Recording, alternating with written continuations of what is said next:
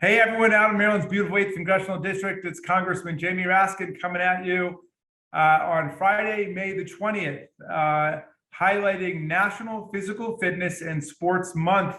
Everybody get out and exercise after you see this amazing episode of Local Hero, because I am here with a true local hero, Coach Louis Hoelman from Blair High School, who teaches phys ed and coaches there. He taught my son Tommy physical education at Blair High School. He is famous for wearing shorts every day of the year without fail, regardless of the weather, and always smiling and hanging out with the kids and interacting with them. He first started refereeing and coaching sports at age 13. He got his first job teaching at Piney Branch Elementary School in 1993. And he is a true local hero because he was born here in Silver Spring. He went to Highland View. He went to Eastern Middle School. He went to Blair High School. He went to Montgomery College, and he went to the University of Maryland. And then he decided to stay and keep coaching. And throughout his remarkable career, he's won multiple Coach of the Year citations from various groups, including the Montgomery Gazette, the Washington Examiner, Blair High School, and the National Federation of State High School Associations. During the worst of the COVID-19 crisis with remote teaching, he taught PE from his living room. So we're going to want to hear about that. Coach Hoelman, Mr. Hoelman, we are so delighted and thrilled to be able to recognize you as our local hero this week of May the 20th. Thank you very much. I'm very excited to do it. And it's nice to be talking to you, Congressman Raskin. And we're so psyched to be able to shine a light on everything you've done. Tell us a bit about what it was like, indeed, teaching over Zoom, and what kinds of phys ed stuff you were able to keep going. Well, it was very interesting being at home in my living room and trying to improvise and come up with ways to get kids active. And I think that the students, they really enjoyed being active because they were on the computers all the time.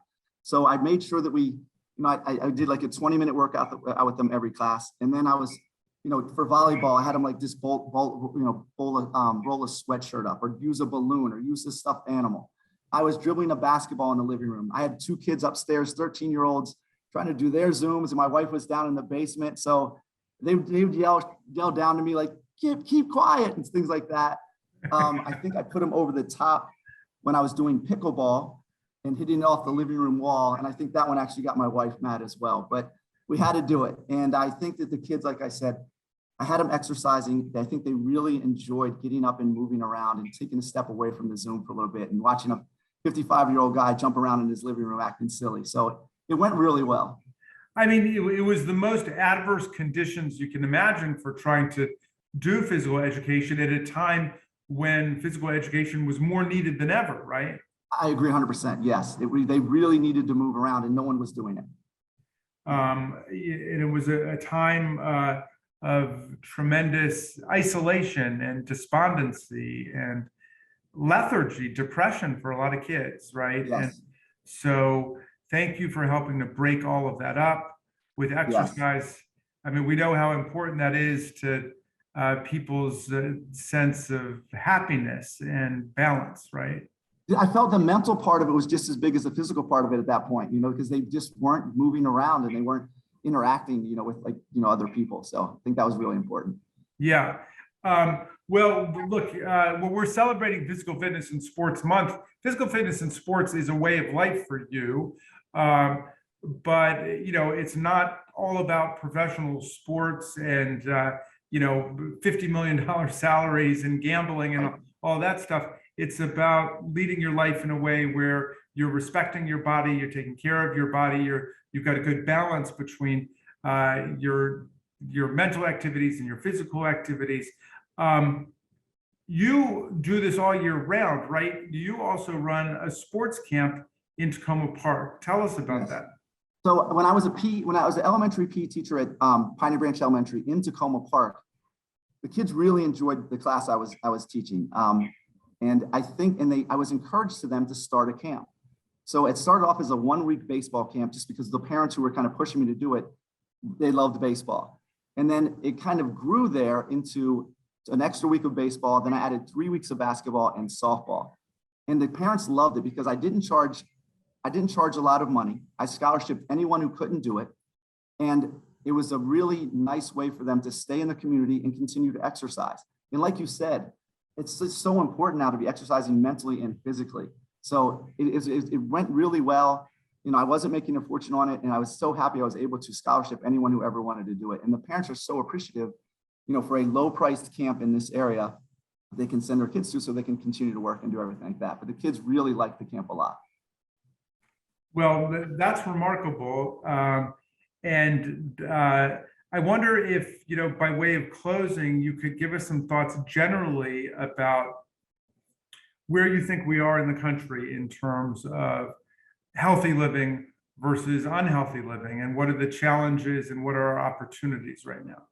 Right. Well, I think that is a great way to end it. So I feel when I first started teaching phys ed and when I first started doing my camp, I felt that I had to teach everything in a way, like it had to be like a perfect jump shot, or it had to be a perfect swing, or a perfect serve in volleyball. I realize now the most important thing to do is get everyone to love PE, or in being active and being physical. So it doesn't matter to me if they don't have perfect form. I just want them to like it so they continue to do it throughout their lifetime. And so I've kind of changed how I do things. I used to make every kid had to jog a mile every class, which is kind of old school PE teaching.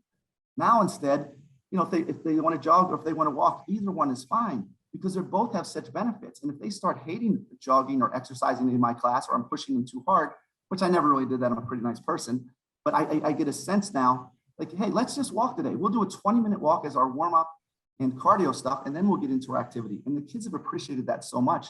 And I think the pandemic is something that enlightened me into doing that. What's the difference if you walk 20 minutes or, you jog 10? Not much, And again, the mental health part is so big.